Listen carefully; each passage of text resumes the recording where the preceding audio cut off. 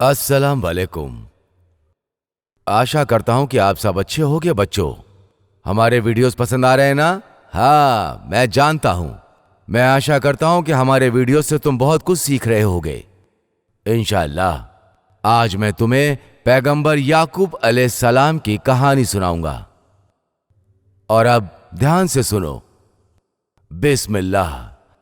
कहानी पैगंबर याकूब अलैहिस्सलाम की।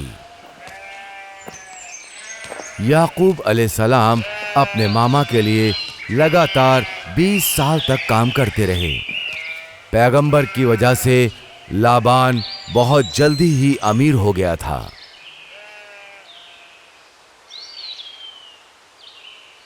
लेकिन अब उन्हें अपने घर वालों की याद बहुत आ रही थी और वो अब अपने घर वापस जाना चाहते थे।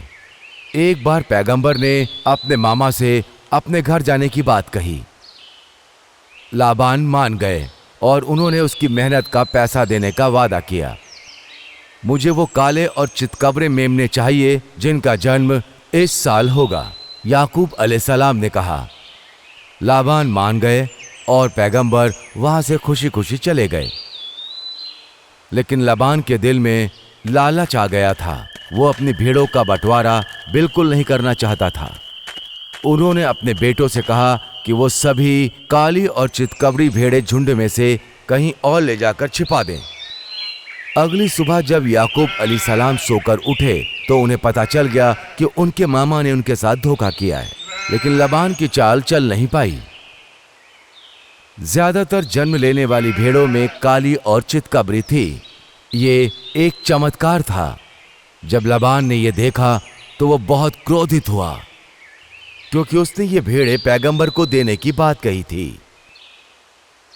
एक दिन अल्लाह सुब्हानहू तआला ने पैगंबर को घर वापस जाने का आदेश दिया। पैगंबर ने अपनी पत्नी और बच्चों से सामान बांधने की बात कही, क्योंकि वो हरन छोड़कर जा रहे थे। उन्होंने वो सभी सामान ले लिया जो उनका था, चितकबरी और काली भेड़ें भी। वापस लौटने की बात पैगंबर ने लाबान को नहीं बताई थी, क्योंकि वो जानते थे लाबान कोई भी चाल चल सकता है। वो जानते थे कि मामा लाबान कभी भी अपनी झुंड का बंटवारा नहीं करना चाहेंगे। जब लाबान को यह पता चला कि याकूब अलैहिस्सलाम अपना हिस्सा लेकर जा चुके हैं तो वो बहुत क्रोधित हुआ। उसने अपने कुछ आदमियों को अपने साथ लिया और उनका पीछा करने लगा। इससे पहले कि वो लोग बहुत आगे निकल पाते, लाबान और उसके आदमियों ने पैरों के निशान को देखते हुए बहुत जल्द उनके पास पहुंच गए। मुझे बिना बताए तुम वहां से क्यों चले आए? अगर तुम हमें बताते तो हम तुम्हारे लिए खाने का इंतजाम भी कर देते और अपनी बेटियों को अच्छे से विदा भी करते। पैगंबर ने किसी तरह अपने मामा को समझा लिया और यह तय हुआ कि अब से वो एक दूसरे के काम में बाधा नहीं डालेंगे। वो गलीद नाम की एक पहाड़ी पर बैठे और उन दोनों के बीच एक फैसला हुआ कि वो दोनों एक दूसरे की जगह पर कभी नहीं जाएंगे। फिर वहां पर खाना बना और सभी ने साथ में मिलकर खाया। फिर एक दूसरे से विदा लेकर वो अपने अपने घर की तरफ चल पड़े। पैगंबर अपनी पत्नियों और बच्चों के साथ अपने घर की तरफ चलने लगे।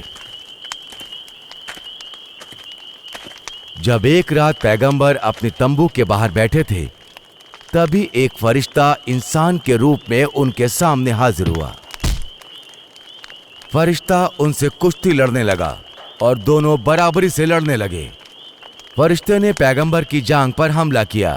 पैगंबर अब लंगड़ाने लगे और सुबह भी होने वाली ही थी। फरिश्ते ने पूछा, तुम्हारा नाम क्या है? याकूब, पैगंबर ने कहा। आज से तुम इज़राइल के नाम से जाने जाओगे। ये कहकर फरिश्ता आंखों से ओझल हो गया। पैगंबर को अपनी आंखों पर विश्वास नहीं हुआ। तब उन्हें समझ में आ गया कि वो कोई और नहीं, फरिश्ता था।